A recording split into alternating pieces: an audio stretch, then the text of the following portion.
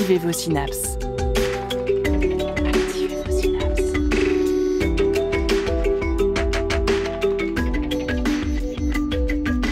Poussez la porte du Labo des Savoirs et entrez dans un monde de science et d'expérience. C'est le Labo des Savoirs. Lieu de concentration des services, des emplois, des établissements scolaires et des établissements de santé, elles attirent un nombre toujours plus important d'habitants d'année en année. D'après les projections de l'ONU, elles comporteront même 2/3 de la population mondiale en 2050. Et oui, vous l'aurez peut-être deviné, mais nous parlons bien des villes. Néanmoins, si le regroupement de certaines commodités est pratique, que ce soit économiquement ou pour les personnes qui y vivent, les villes peuvent aussi malmener notre santé mentale.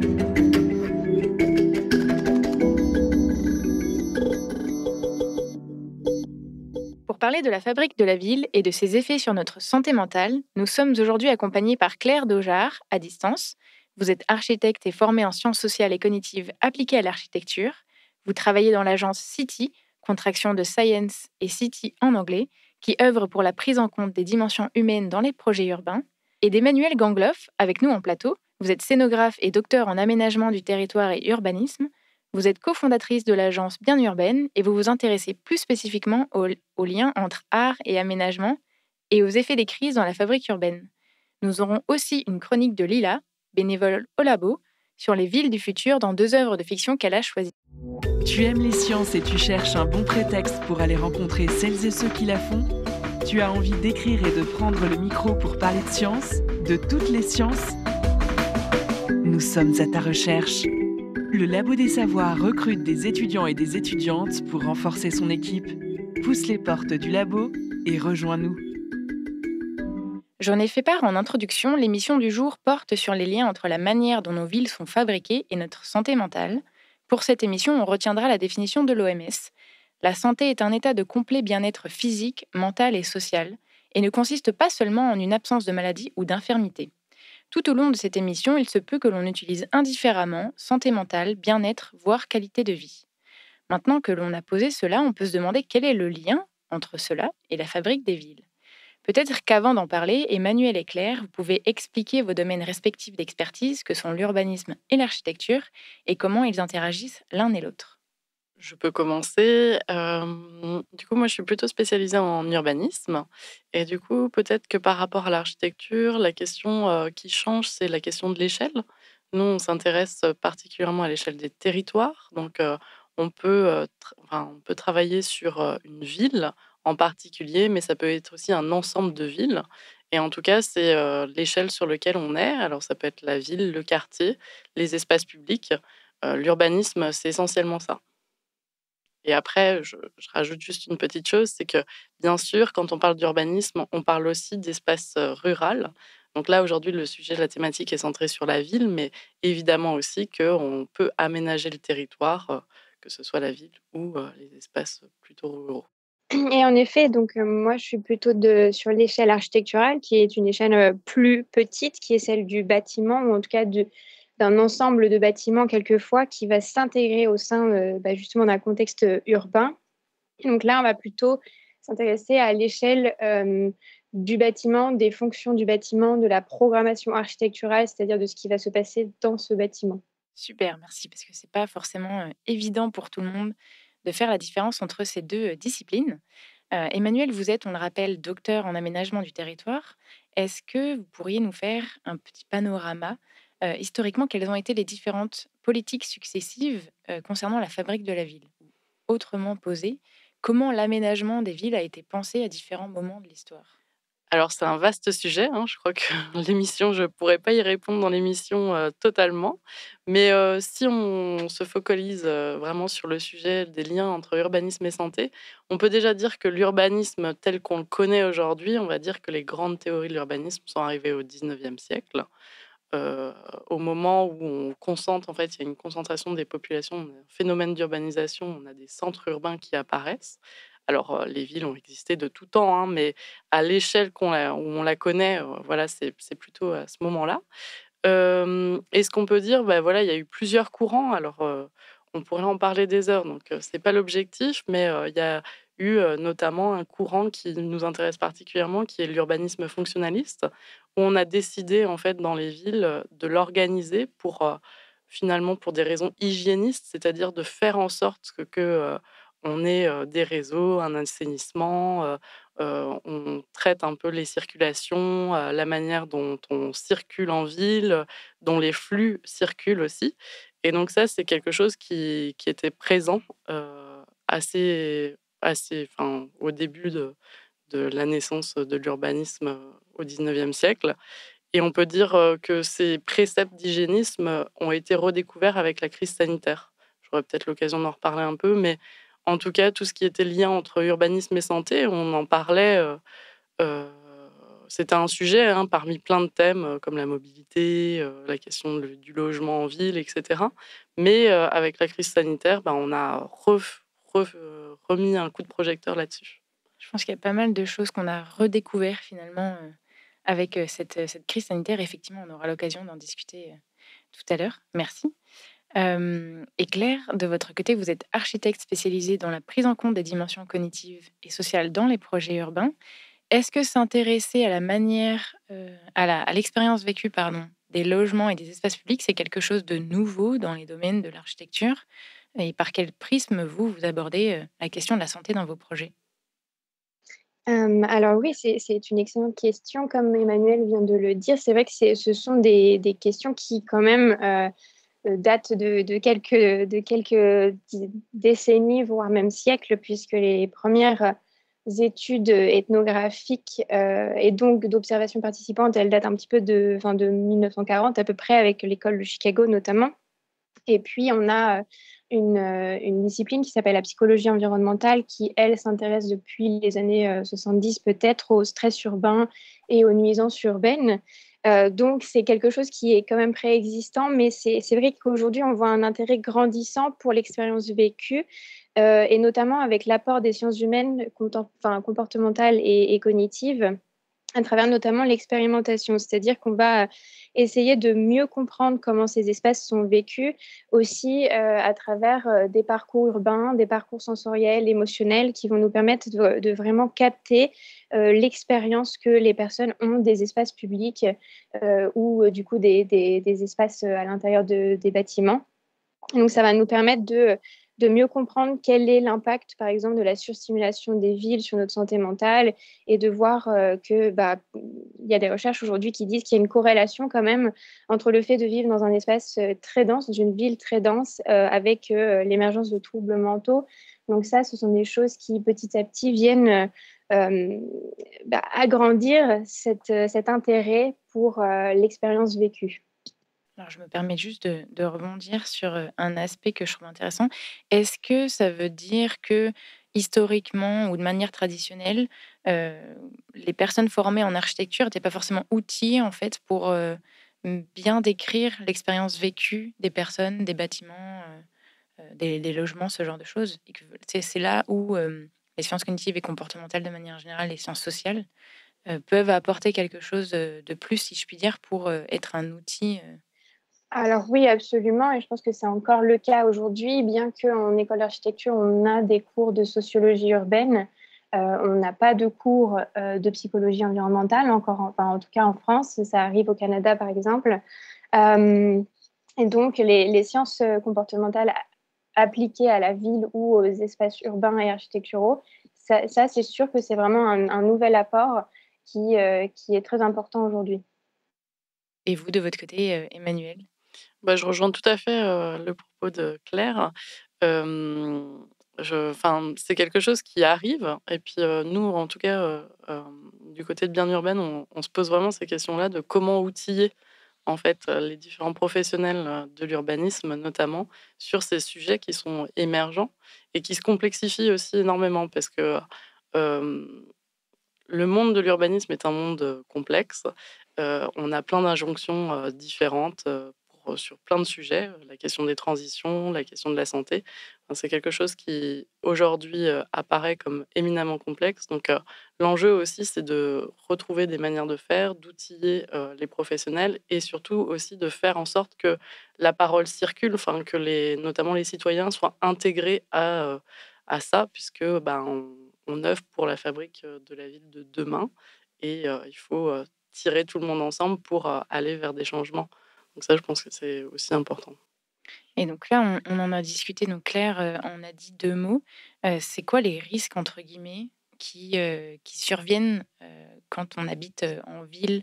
Donc on parlait, voilà, d'émergence de troubles psychiques, donc qui peuvent être liés, au bruit, à la surstimulation, sensorielle. Est-ce que vous pourriez, développer ce sujet, pardon?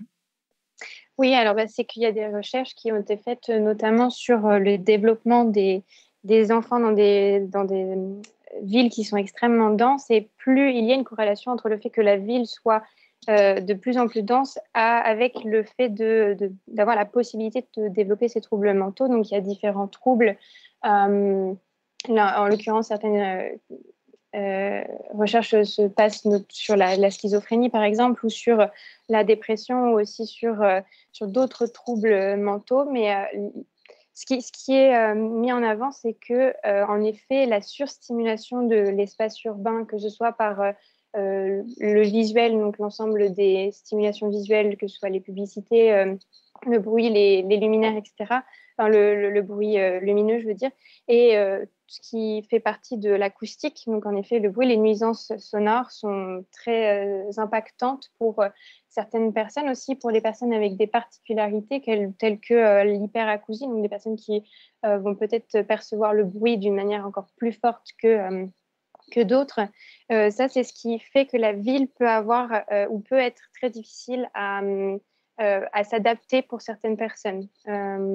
La densité, c'est aussi quelque chose qui peut être très difficile à vivre pour certaines personnes. Voilà, c'est important de pouvoir aussi comprendre les perceptions de chacun, de tous et toutes, et la perception aussi des personnes qui peuvent avoir des hypersensorialités, on va dire. Et il me semble aussi que pour ajouter, une brique là-dessus, il y a même, un autre aspect qui est presque paradoxal, c'est que, la plupart, des personnes, quand on leur demande, en fait, comment elles expériencent, comment elles vivent, la ville, elles peuvent rapporter, en fait, un sentiment de solitude, alors que on est entouré, enfin, voilà, c'est assez dense, il y a une population assez importante, comparé à des endroits moins denses où les liens sociaux sont plus faciles, enfin, en tout cas, c'est plus facile de tisser des liens sociaux. On a souvent cette image de, ben, on habite dans un immeuble, mais en fait, on ne connaît pas, ses propres voisins et voisines. Est-ce que ça, c'est quelque chose que vous retrouvez, vous, dans, vos projets, respectifs? Alors oui, absolument. C'est euh, c'est vrai que c'est très paradoxal parce que pourtant la ville, c'est aussi un lieu où l'ensemble de ces rencontres pourraient être possibles et où on pourrait se dire qu'il y a un capital social fort. Mais en réalité, il peut, dans certains cas, y avoir ce manque de lien social, comme vous le dites, par la densité et par le fait qu'en fait, on ne connaît pas nos voisins. Et que peut-être aussi il y a une fatigue sociale dans le sens où on a tellement de personnes autour de nous et il y a peut-être tellement de personnes dans ce bâtiment que c'est difficile de pouvoir se connecter à l'ensemble des personnes. Et donc, il y a ce sentiment de solitude qui va se faire parce qu'on a une difficulté à se lier à l'ensemble des personnes. Donc, plus le bâtiment, entre guillemets, va être petit, et plus ça va permettre de créer ces liens parce qu'on va croiser cette personne enfin, plus souvent, ou que en tout cas, ça va être plus facile de créer des liens. Euh, donc, la notion de capital social, c'est quelque chose qu'on étudie en effet beaucoup, car il est très vecteur de santé aussi et de résilience. On a pu le voir aussi durant justement le Covid, où plus les personnes étaient en lien avec d'autres et avaient ce capital social autour d'eux, et plus ils ont été résilients face à la crise. Bah, sur ce sujet, nous enfin, du coup, on n'a pas fait d'études particulières là-dessus, donc c'est pour ça que je laissais répondre Claire, sur ce sujet précisément. Après, nous, on a fait un gros travail sur, la crise sanitaire et les effets que la crise sanitaire a fait, notamment, dans la fabrique de la ville et en matière enfin, en tout cas, on explique, enfin, on s'est basé sur un consortium d'études, en fait, qui ont été présents et on a vu qu'il y a eu, à différents moments de la crise, des choses qui ont été révélées. Par exemple, souvenez-vous, alors c'est un mauvais souvenir peut-être, mais tout premier confinement, les habitants des villes, n'avaient plus accès, aux parcs et jardins Et en fait, là, on s'est rendu compte que c'était la double peine d'habiter, par exemple, dans un logement exigu et de pas avoir de balcon ou un parc à proximité dans lequel on pouvait aller. Et donc, on s'est rendu compte à ce moment-là, et donc les études le montrent, qu'il y a vraiment un effet de corrélation aussi entre urbanisme et santé, mais aussi, enfin, avec cet accès vital à la nature, quoi. De se dire que finalement la santé, bien sûr, les conditions d'habitation, sont importantes, le logement, les interactions sociales, mais il y a aussi comment, finalement, on peut se mouvoir et avoir accès à des espaces tels que des espaces naturels. Donc ça, c'est quelque chose, d'important. Enfin, nous, on a vraiment vu ça, et on a vu aussi, pour, rebondir là-dessus aussi, sur ces liens entre urbanisme et santé au sein de la ville, on a vu, avec la crise sanitaire, le débat s'est réouvert. C'est-à-dire qu'avant, quand on envisageait la question de l'urbanisme et de la santé, on l'envisageait beaucoup sous l'angle, alors pas uniquement, hein, parce qu'il y a des chercheurs qui ont amorcé déjà des choses comme Philippe Clergeau sur, des liens plus globaux, mais on le voyait beaucoup sur la question de l'offre de santé. Comment finalement on irrigue un territoire, on a une offre de santé, tout le monde a accès aux soins, et avec la crise, il y a eu un certain nombre de chercheurs qui se sont mobilisés sur, finalement la santé. En fait, la santé, c'est quelque chose de plus large, c'est la question de la santé heu, globale, et que, pour, une meilleure santé en ville, il faut avoir donc un accès à la nature, en effet, mais aussi il faut se repenser les liens avec la nature, les liens entre les humains et les animaux, les liens avec la biodiversité, et cetera, et cetera. Et donc pour penser la ville avec, finalement dans un écosystème bien plus global, et peut-être pas uniquement centré sur, les humains. Et donc finalement, en fait, les différentes politiques qui ont été mises en œuvre, historiquement, j'ai envie de dire, depuis là le 19e siècle, on parlait de ça tout à l'heure, au début de l'émission, avec, un raisonnement plutôt hygiéniste. Elles ont fait fi, si je puis dire, de ces dimensions-là. Parce qu'en fait, je me pose la question de pourquoi on a dû attendre la crise pour s'en rendre compte? Est-ce qu'on s'en rendait compte avant ou pas? Et du coup, oui, j'ai de mon point de vue, de ce que je comprends, c'est que oui, ces dimensions-là ont été, en fait, peut-être mises de côté pour diverses raisons, j'imagine. Et en fait, c'est ce qui a abouti à, l'état actuel des villes et ce qui a abouti au fait que toutes ces dimensions-là qu'on vient de parler se sont révélées. Voilà, enfin, vraiment la crise a agi comme un catalyseur en fait, pour révéler tout ça et qu'on se rende compte qu'il nous manquait, ce lien-là, dans les villes. Oui, alors c'est un peu ça, bien sûr, c'est multifactoriel, hein. On peut pas, il y a plein d'autres facteurs qui expliquent ça, mais ce qu'on peut se dire aussi, c'est que quand les villes ont été, vraiment, elles ont grandi en tout cas, ces préceptes d'hygiénisme, c'était pour, éloigner les maladies, en fait. C'était aussi pour, faire en sorte que la population, n'ait pas, voilà, il y avait des grandes, épidémies, enfin, faire en sorte d'aseptiser la ville, de l'aérer, de faire en pour que les gens ne soient pas malades. On éloignait d'ailleurs les malades, très, très loin, voilà. C'était, parce qu'il y avait une concentration, de population, donc il fallait, trouver des moyens, d'aseptiser en effet, la ville. Donc ça a conduit en effet à, éloigner finalement la nature, à certains endroits, des villes, évidemment. Alors, avant la crise, en fait, peut-être qu'on a toujours eu, heu, connaissance du fait que c'était important qu'il y ait un lien entre la nature et la ville, si on peut dire ça comme ça. Mais comme on a été coupé de cet accès-là, en fait, c'est devenu très important. Et puis il y a une autre chose aussi qui est arrivée, c'est que, quand, il y a eu toute cette période où les villes, on pouvait plus circuler, et cetera, on a vu plein d'images se déployer des animaux qui reviennent en ville. Et c'était un peu, les animaux sont déconfinés, eux, ils ont un retour, enfin, c'est le retour de la nature, ils peuvent mieux se déplacer, et nous, on est, dans nos logements. Et donc ça, c'était intéressant aussi parce que ça montrait aussi qu'on se disait: «Ah bah tiens, finalement, comment on peut cohabiter avec, ces populations?» Et puis encore une fois, mais bon, c'est un peu ancien, mais rappelez-vous, heu, on croyait que c'était, enfin, en tout cas, que le pangolin, était, enfin voilà, il y avait le grand débat sur les zoonoses, donc les maladies qui sont, transmises, via les animaux, notamment. Et donc, c'était le grand débat pour savoir qui l'a amené, comment. Et on s'est rendu compte, et il y a plusieurs chercheurs notamment, bien plus spécialistes sur les questions de biodiversité ou des écologues aussi, qui montrent aussi que plus il y a une biodiversité, en fait, moins il y a le développement de ce type de problème. Et donc, il faut trouver le bon équilibre entre les humains et la faune et la flore, la nature. Mais c'est vrai que le Covid, ça a aussi montré pas mal de... Il y a eu beaucoup de recherches qui ont été faites suite au Covid pour mettre en avant l'expérience que les personnes ont vécue au sein de leur logement, par exemple. Et donc, ça a vraiment mis en avant aussi l'importance d'une bonne qualité de logement, que ce soit dans la surface, parce que bien sûr, beaucoup ont souffert du manque de surface de leur logement, mais aussi dans la qualité de ce logement. Donc, ça, c'est hyper intéressant de se dire qu'il y a eu tout un pan de recherche qui s'est intéressé à ça et qui s'est aussi intéressé en effet au manque de lien social avec l'extérieur, avec le fait qu'on ne pouvait plus justement aller dans ces lieux de rencontre qui sont les lieux d'espace naturel, qui sont les lieux et les services qui constituent la ville. Et ça a mis en valeur beaucoup de choses qui aujourd'hui nous permettent de se rendre compte de l'importance de prendre en compte que ce soit la qualité du logement ou la qualité de nos espaces publics et de comment est-ce qu'on crée cette ville.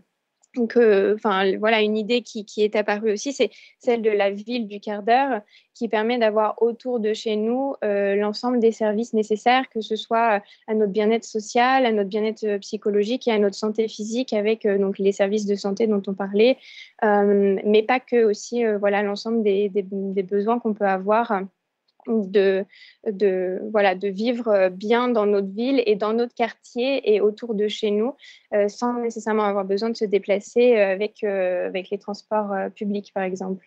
Merci pour ce tour d'horizon. On voit bien comment la manière dont les villes peuvent avoir un impact sur notre santé mentale. Évidemment, ce constat n'est pas définitif. Des changements s'opèrent à différentes échelles et des solutions existent pour préserver notre santé mentale tout en habitant en ville. On en parle avec nos invités juste après une courte pause musicale. On écoute The Sorcerers, Exit Athens.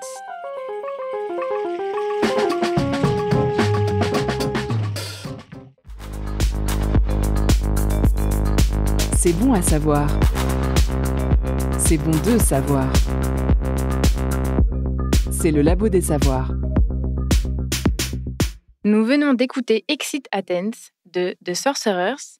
Vous êtes toujours à l'écoute du Labo des Savoirs et nous sommes avec Emmanuel Gangloff et Claire Daujard pour parler de Fabrique de la Ville et de santé mentale.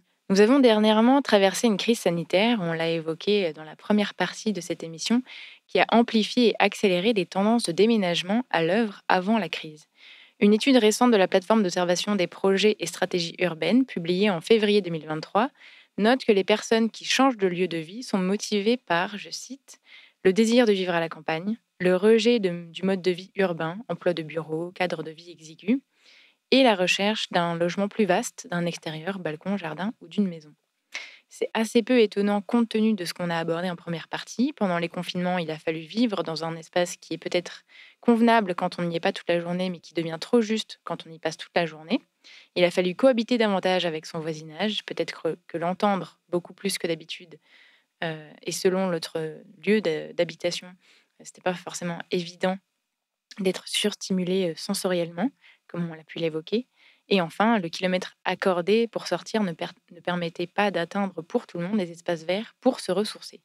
Une question pour toutes les deux. Est-ce que vous avez eu l'impression qu'il y a eu un changement depuis la fin, si je puis dire, la fin de la crise, dans l'intégration de ces dimensions de santé mentale, de bien-être, de qualité de vie dans les projets urbains? Alors, vaste question. Et puis, je ne sais pas si on a encore... en fait, finalement, on sort de la crise sanitaire, enfin, ça fait pas si longtemps. Et l'échelle du temps pour l'urbanisme est beaucoup plus longue. On va dire qu'il y a des projets qui ont déjà été amorcés bien avant la crise sanitaire et donc qui sont livrés aujourd'hui. Donc les changements, finalement, on peut les voir apparaître, mais ils vont apparaître un peu plus tard, peut-être. Moi, ce que je trouve vraiment intéressant, c'est que ça a remis le sujet sur la table. C'est-à-dire qu'on aimerait bien que la fabrique de la ville soit complètement différente au sortir de la crise, mais juste après, on s'est pris d'autres crises et c'est pas si évident que ça de changer la matrice, le logiciel, pour intégrer toutes ces nouvelles dimensions. Donc ça, c'est quelque chose d'important. Je trouve que au moins, ça a le mérite, enfin, depuis ce moment-là, il y a débat, on se réinterroge. En fait, il y a un certain nombre de dogmes, si on peut dire, qui étaient assez, qui faisaient consensus avant la crise, qui aujourd'hui parfois sont débattus.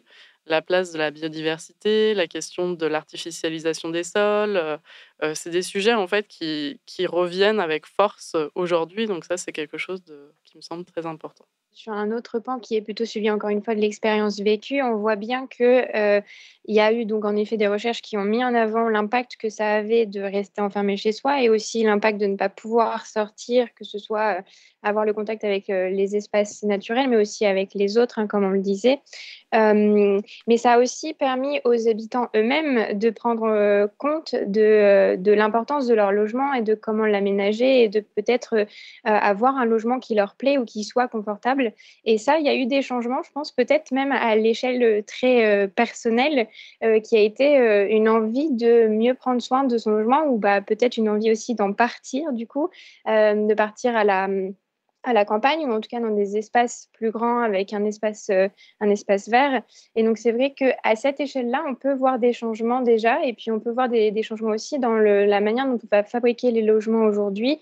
Il y a la prise en compte de ça puisque c'est une demande finalement des acquéreurs aujourd'hui que d'avoir un logement qui leur convient et qui finalement contribue à leur bien-être. Aussi parce qu'on peut considérer le logement comme un espace de refuge pour justement voilà, une ville qui est peut-être trop surstimulante et dans laquelle on va avoir tout un tas de stimulations. Le logement, c'est vraiment le lieu où finalement on a envie de se retrouver, d'être bien. Et donc, cette notion d'intimité, par exemple, avec une bonne isolation acoustique, c'est très important. Et c'est des choses qui, oui, sont prises en compte quand même de plus en plus dans les projets aujourd'hui. J'ai une question naïve, c'est en entendant, Emmanuel, parler du temps long qui est forcément, nécessaire dans la conception des villes. Est-ce que c'est impossible du coup de revenir en arrière ou de mettre en pause, on va dire, des projets qui avaient déjà été décidés avant la crise, mais qui peuvent être, réinterprétés à la lumière, voilà, des dimensions qui sont ressorties? Enfin, c'est Alors, c'est jamais impossible, évidemment. Après, il y a plein de problématiques à prendre en compte. La plupart du temps, c'est des projets, qui ont été financés, enfin dont le financement a été voté, c'est des projets, qui sont vraiment sur le temps long. Donc, sur les opérations qui sont livrées, là, enfin aujourd'hui, c'est plutôt des ajustements qui ont été faits ou des manières, de changer, de faire évoluer un peu les propositions. À Nantes, on a quelques projets urbains, en fait, où on voit bien qu'il y a eu des tendances, et des changements qui ont été amorcés. Donc ça, c'est quelque chose d'important. Et puis, c'est aussi pour, les projets d'avenir, c'est, ceux qui sont en train d'être faits. On voit bien qu'il y a une évolution aussi dans, comment, on pense, les projets pour demain. En effet, sur toute la question des logements et de finalement des quartiers, on voit bien qu'il y a des tendances à l'œuvre. Donc ça, c'est quelque chose qui revient et sur lequel en fait, les urbanistes, et les acteurs de la ville ont plus de prise aujourd'hui, mais c'est des projets qui vont arriver, dans quelques années. Donc sur les projets passés, on peut ajuster ou alors décider de plus faire certains projets, ça c'est possible aussi, mais généralement ça correspond aussi à des besoins, donc c'est comment, quand même répondre à ces besoins-là. Parce que rien faire du tout, c'est peut-être pas forcément une solution non plus. Et puis, comment enfin voilà, comment ajuster le tir tout en sachant qu'il y a, un certain nombre d'éléments, qui ont été pris en compte et à l'avenir, mmh, enfin voilà, il y a des tendances et des inflexions qui arrivent. Après, le contexte de la fabrique de la ville aujourd'hui, c'est aussi, multicrise. Enfin, on a la crise sanitaire, mais après on a eu, les questions des crises écologiques, la question, de la crise, aussi énergétique avec, la guerre en Ukraine. Donc, voilà, c'est multicontextuel, multifactoriel. Donc, il y a des envies, ça c'est clair, il y a une envie, mais comment on peut le traduire concrètement, c'est pas toujours simple. Et du coup, pour revenir sur, l'échelle, au niveau personnel, voilà, prendre soin de son logement, comment les habitants et les habitantes ont pu se manifester, en fait, pour, tout simplement faire part de leur mécontentement, si je puis dire? Est-ce que c'est, «facile» entre guillemets, pour des personnes, peut-être locataires d'ailleurs, de métamorphoser, leur logement pour, répondre à certaines dimensions, voilà, d'isolation, en termes acoustiques, ce genre de choses? Une idée là-dessus? Bah, c'est vrai qu'il y a des inégalités, hein, sur cette question. Ça, c'est une certitude. Quand on est locataire, on ne peut pas aménager son logement comme on le souhaite, et même si c'est le cas, on pourrait, c'est un coût qui n'est pas facile pour les locataires.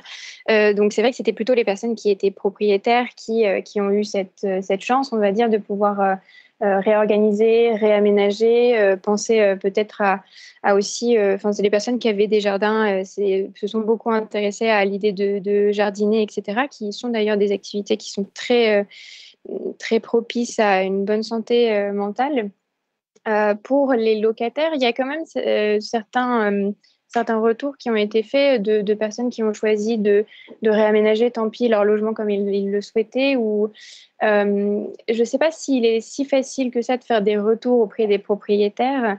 Après, je sais que, dans les projets de promotion, par exemple, il y a quand même aussi des groupes, d'utilisateurs où ils peuvent faire remonter des informations auprès aussi des agents et, enfin, voilà, d'un service client finalement, où ils vont prendre en compte, les retours qu'ils font sur, notamment tout ce qui va être technique, donc la thermique, l'acoustique et cetera, pour, voir comment est-ce que ça peut être amélioré, aussi pour, de futures opérations.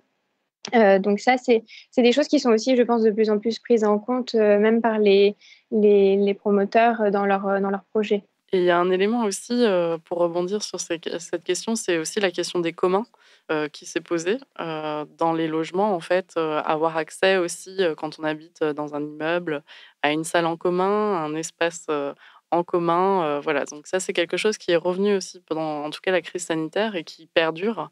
C'est, comment, en fait, on avait tendance, alors je catégorise un peu, mais à limiter, en fait, ces espaces qui sont communs puisqu'en fait, ça génère des coûts et donc, avec, la crise aussi, il y a une attention nouvelle par les habitants, sur, bah, finalement, au-delà de mon logement, qu'est-ce que mon immeuble, peut, m'offrir comme service? Un autre sujet, donc là, on part, sur la ville, de demain. Donc selon Christine Lecomte, qui est présidente du Conseil national de l'Ordre des architectes, 80 de la ville de demain est déjà là. Donc si on part de ce postulat, qu'est-ce qu'on peut faire, en fait, pour améliorer nos villes et nos logements? Donc on en a un peu discuté. Il y a quelque chose qu'on a, abordé, enfin mentionné, dans la première partie, c'était ce concept de ville du quart d'heure. Donc c'est un concept popularisé ces dernières années par Carlos Moreno, un urbaniste franco-colombien, qui propose une organisation urbaine permettant à tout habitant et habitante d'accéder à ses besoins essentiels de vie en 15 minutes de marche ou de vélo à partir de son domicile. Est-ce que c'est de l'ordre de l'utopie ou est-ce que ça peut vraiment exister? Est-ce que vous avez des exemples de villes qui sont conçues à peu près sur, ce concept-là? Ce qu'on peut se dire, en fait, finalement, par rapport au concept, de Carlos Moreno et de la ville du quart d'heure, c'est peut-être, que c'est venu, réinterroger la question des proximités, de la proximité des services. Peu importe là où on vit, qu'est-ce qui est, à proximité? Donc ça, c'est un élément important. Alors c'est quelque chose qui a toujours été, plus ou moins là, mais en tout cas, ça remet un coup de projecteur dessus. Moi, ça me pose, question sur 2 choses. À la fois, c'est hyper intéressant de voir, bah, à quel service, on peut prétendre, je ne sais pas si c'est la bonne formulation, mais quand, autour de chez nous, quoi, à proximité de chez nous, dans les grands centres urbains. Mais ça pose aussi la question de, finalement, comment les gens se rencontrent et au-delà de ce cercle, comment on vient aussi, ben, aller d'un endroit à un autre. Donc, le corollaire de ça, enfin, c'est en tout cas, il y a une forme de paradoxe entre tout vouloir à proximité de chez soi et profiter de la ville comme espace de rencontre avec des gens qui viennent de plus loin. Donc ça, c'était, ouais, c'est une interrogation que j'ai et puis, la question aussi de, cette gestion des proximités dans des espaces qui ne sont pas des villes ou en tout cas, des petites communes, dans les campagnes. Enfin voilà, comment on peut aussi se poser la question des proximités sur ces territoires. Et là, moi, je trouve que c'est hyper pertinent aussi de se poser ces questions-là à ces endroits-là, parce que finalement, en ville, la question n'est pas si difficile que ça. Dans certains quartiers qui sont enclavés, oui, c'est le cas, hein, c'est une vraie problématique. Mais dans le périurbain, dans les campagnes, comment on repose aussi ces questions-là. Et donc, moi, je trouve que ça a le mérite de mettre sur le sujet ça, sur la table ce sujet-là, pardon, la question des proximités pour tous les habitants de tous les territoires.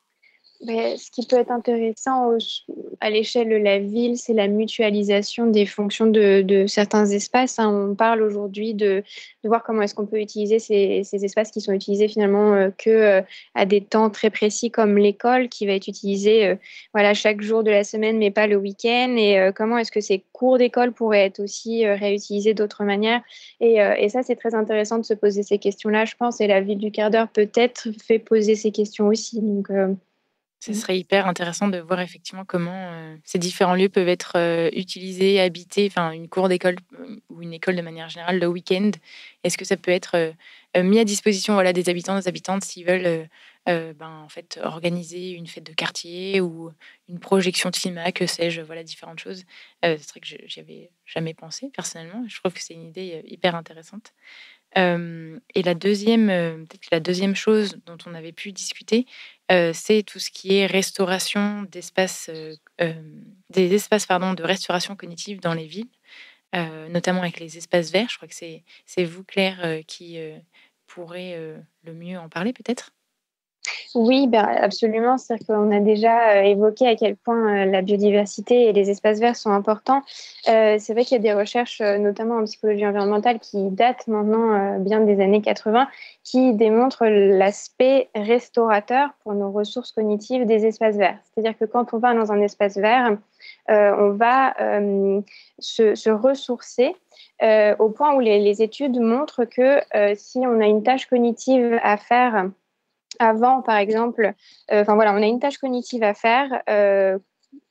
Après, on va proposer aux personnes de soit regarder une vidéo avec des espaces verts et avec des bruits associés à la nature, soit une vidéo qui sera neutre, soit une vidéo qui sera les bruits de la ville. Et on voit bien que la même tâche cognitive qui sera faite donc, après ces courts temps de vidéo ne sont pas réussis de la même manière par les participants.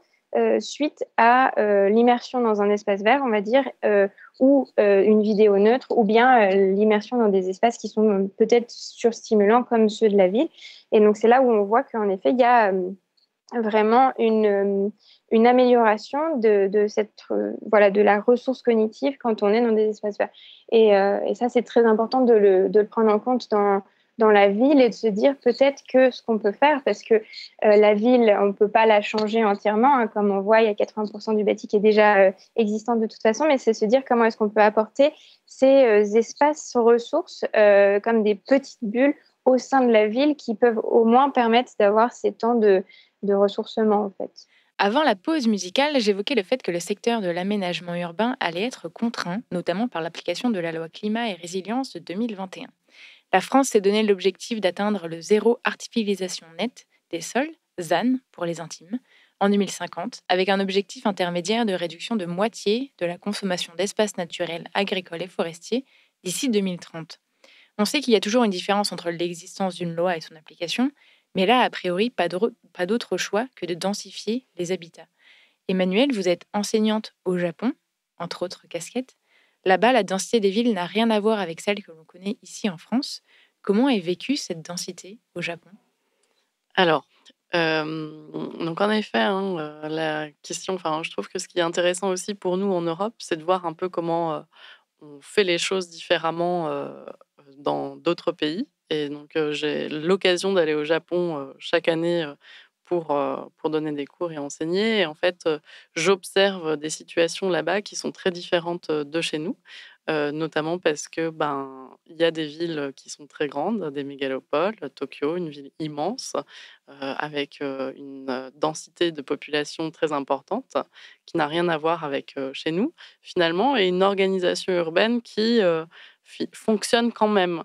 Alors c'est assez surprenant, alors sans doute c'est lié à des modes de vie, etc., une habitude qui a été prise depuis longtemps, mais ce qui m'impressionnait par rapport à notre sujet, c'est que finalement, il y a, une une forme de densité dans l'habitation, dans les logements avec, des grandes tours, on monte énormément dans la verticalité, dans les villes et en même temps, l'accès à des zones préservées de nature.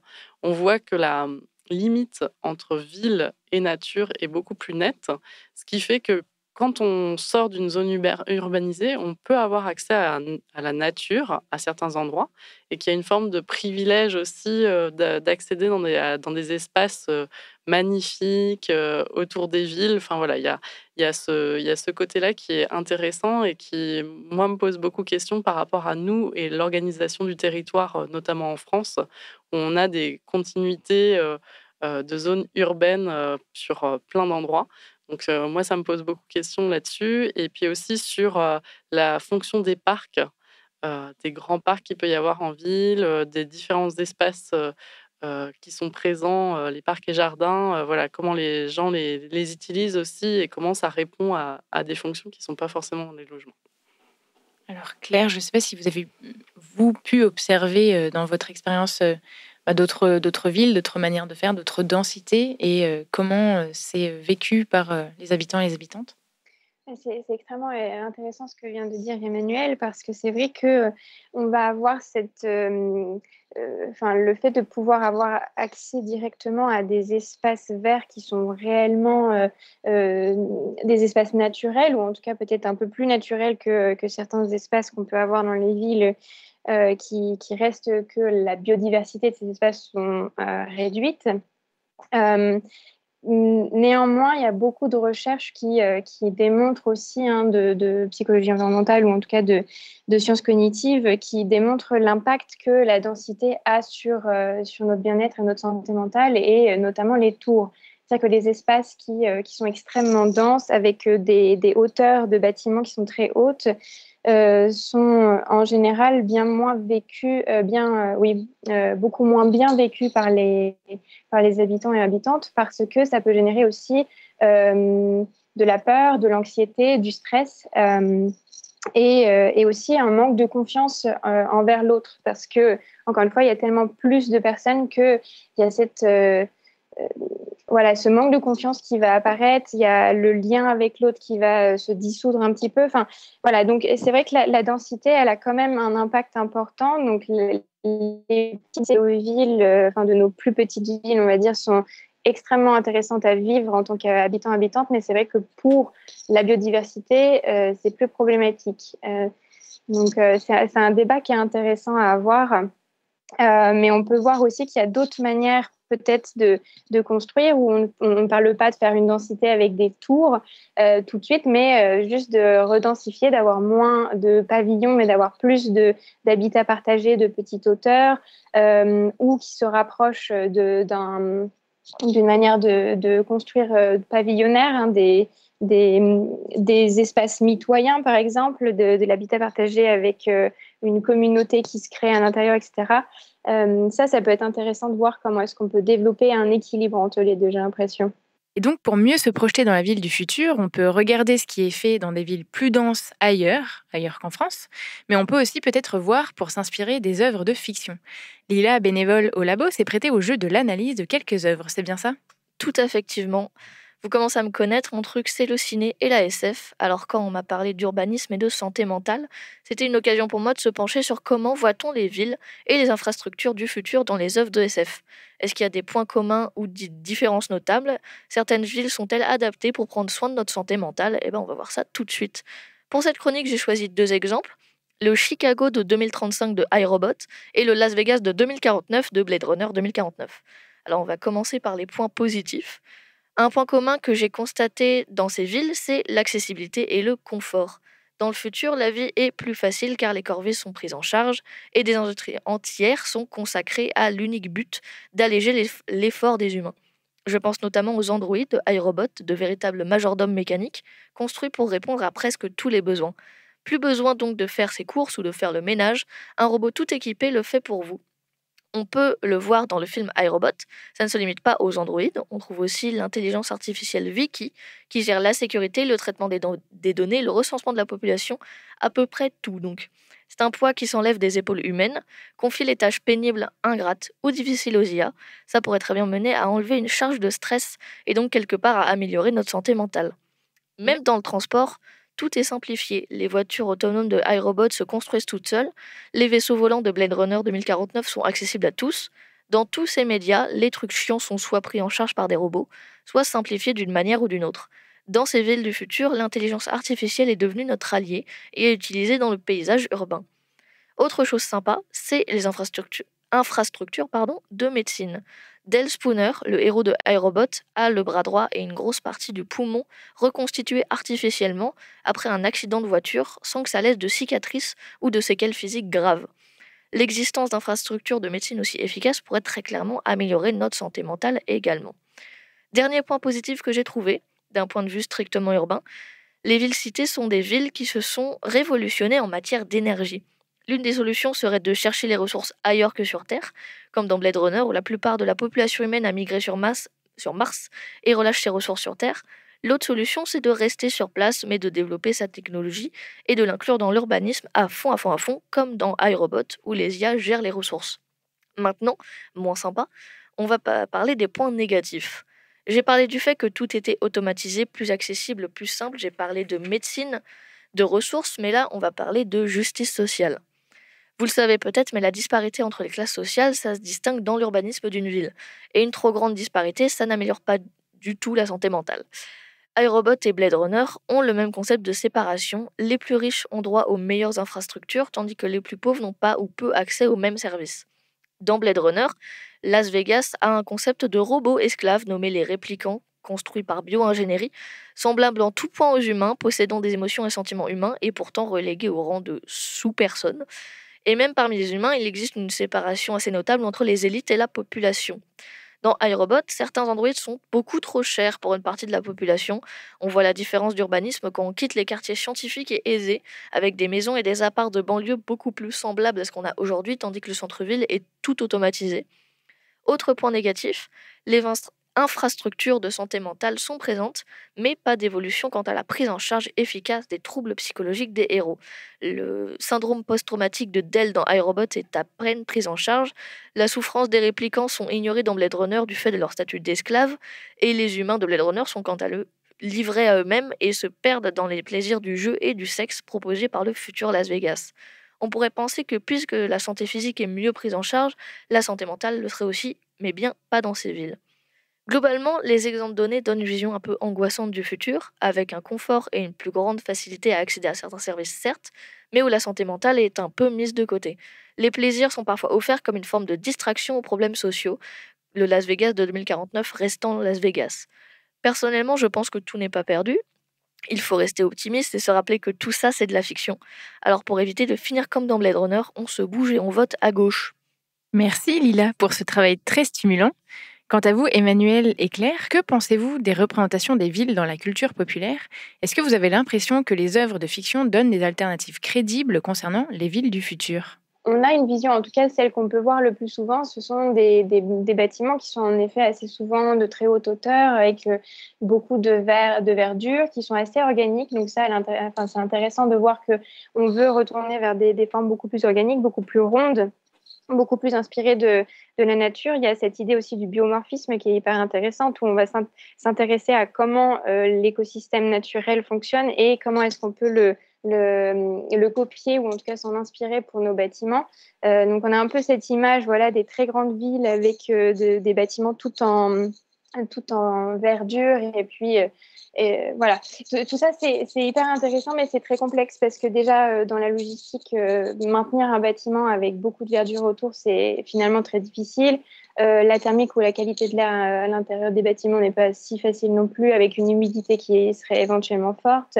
Bon, voilà. Et à côté de ça, on voit aussi que ça crée, en tout cas dans les images qu'on voit, une certaine homogénéisation de ce parc urbain ou des images de l'image qu'on renvoie des bâtiments. alors qu'il y a quand même une très grande richesse aujourd'hui dans les matériaux qu'on peut utiliser, qui seraient des matériaux. On pourrait utiliser des matériaux naturels comme la brique, la pierre, le bois, qui créent aussi une diversité et puis une richesse visuelle qui est positive finalement. Donc, voilà, il y a quelque chose d'assez dystopique dans la manière dont on peut voir aujourd'hui dans les films la manière de créer les villes. Je ne suis pas sûre que ce soit la plus positive à terme pour notre santé et notre bien-être. Mais je laisse Emmanuelle. Oui, mais je partage le pense. constat. Après, ce que je trouve intéressant dans la fiction aussi, c'est la capacité qu'a un récit d'impliquer un certain nombre de personnes. C'est-à-dire pour faire évoluer les représentations et les changements, enfin moi, ce que je trouve intéressant là-dedans, c'est par exemple d'établir des scénarios fictionnels pour préparer au changement. Par exemple, il y a des recherches qui ont été faites à Tours sur le risque d'inondation avec des artistes et un spectacle qui pose la question des inondations, comment vivre l'inondation, comment faire et prévenir de ce risque d'inondation. Donc moi, je trouve que c'est intéressant de ce point de vue-là, c'est-à-dire quand on a des scénarios un peu catastrophiques où j'avais travaillé avec des étudiants sur un territoire sous une pluie acide. Qu'est-ce qui se passe? Comment se réinvente la ville? Comment en BD on peut dessiner une ville avec des nouvelles fonctions, etc. Donc finalement, la fiction, elle permet aussi des imaginaires et permet de penser que peut-être dans le futur, on va devoir vivre complètement différemment. En tout cas, il va falloir qu'on s'adapte. Et de ce point de vue-là, je trouve ça intéressant. C'est vrai que pour l'instant, les représentations globalement des villes qu'on peut se faire dans la science-fiction, en effet, le risque, comme tu le disais, Claire, c'est une forme d'uniformisation. Donc, il faut peut-être lutter contre et aller vraiment dans une scénarisation des nouveaux imaginaires pour ouvrir le champ des possibles, quoi.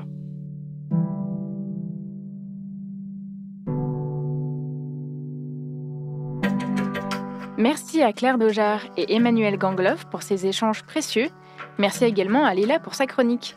Merci enfin à Dounia Saez pour la réalisation de l'émission. C'était une émission préparée et animée par Julie et Merlin. Vous pourrez la retrouver sur vos applications de podcast préférées. Retrouvez-nous sur labodessavoir.fr ou sur nos réseaux sociaux. Si le journalisme scientifique vous intéresse, nous sommes à la recherche de bénévoles, alors n'hésitez pas à nous contacter. Rendez-vous la semaine prochaine pour une nouvelle émission.